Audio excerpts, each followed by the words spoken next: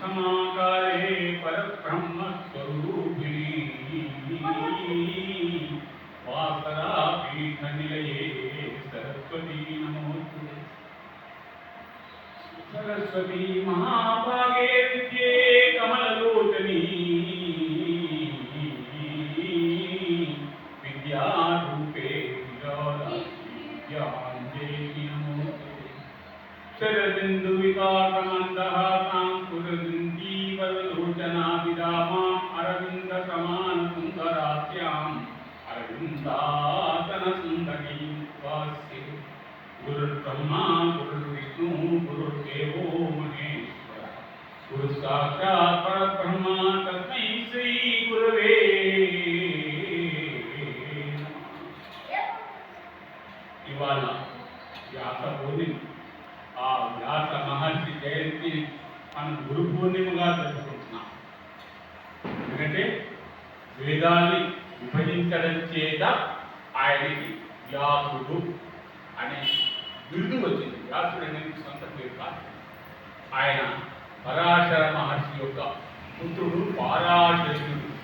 పారాశర్యుడు అనే వ్యాసం వశిష్ఠ నిస్తారం పుత్రే పౌత్రకర్మ పుత్రే శక్తి కల్మషం పరాశరాత్మనం వందే పునతామోనిధి అని ఒక వ్యాసం వశిష్ఠ నస్తారం వశిష్ఠుని యొక్క మునిమను.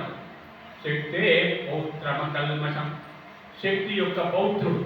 పరాశరాత్మజం వందే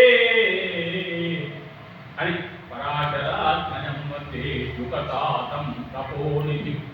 పరాశర మహర్షి యొక్క కుమారుడు సుఖతాత తపోనిధి, సుఖ మహర్షి యొక్క తండ్రి. ఇది వ్యాసుని యొక్క వంశానికి సంబంధించినటువంటి విశేషం.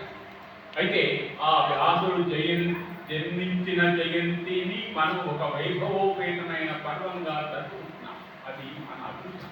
ఎందుకంటే వ్యాసుడే మనకి మహాభారతాన్ని పంచమ వేదంగా పరిగణించబడుతున్నటువంటి మహాభారతాన్ని ప్రసాదించినటువంటి మహర్షి, మహానుభావుడు. అష్టాదశ పురాణాలను ప్రసాదించినటువంటి మహానుభావుడు. ఆయన కృతజ్ఞతాసూచకంగా మనం ఆయన జయంతిని ఒక మహాపర్వంగా జరుపుకుంటున్నాం.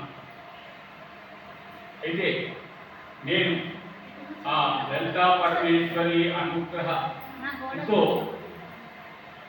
లలితా అష్టోత్తర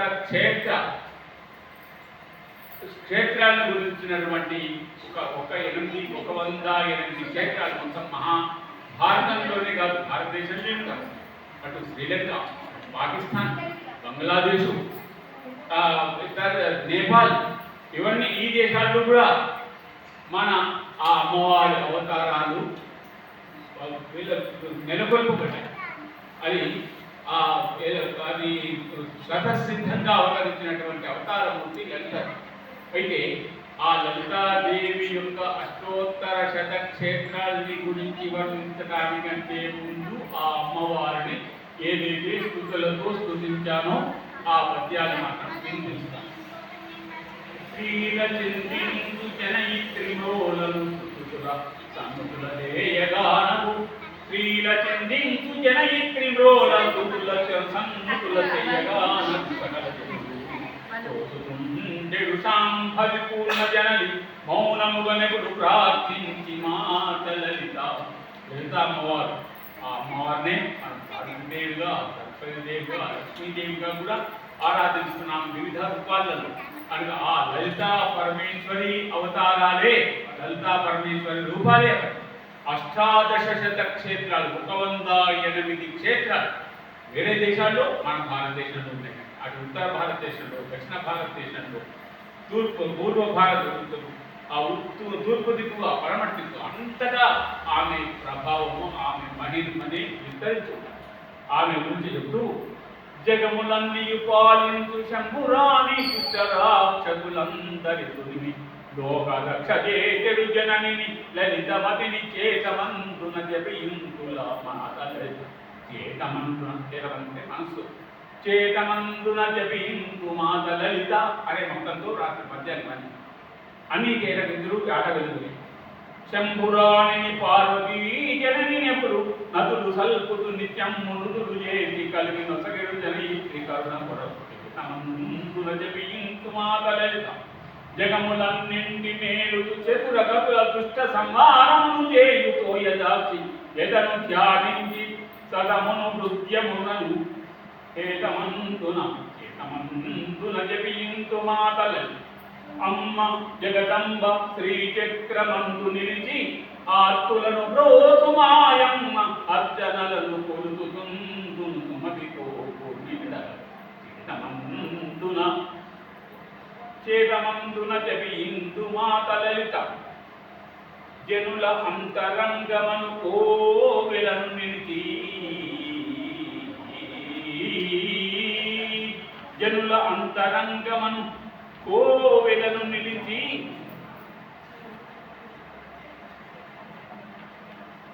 పాలనము చేయు వారి దాక్షిణికుడు భక్తి కొడుకు హృదయముగా కనగ చేతమందు పిలుచుక మాతలలిత ఆర్తజనుల గాంచి అనవరతమ్మును ఆదుకొనడు జనని అగజనికుడు మనము నందు సుమతి కనుతుందు కనుమంచు వేద చేతమందు మాతలలిత దక్ష యజ్ఞమందు తగని రీతుల నలవి వక్ర బుద్ధి గతుల పరగినట్టి అనుచితమ్ములగని యఘనందిన జాగ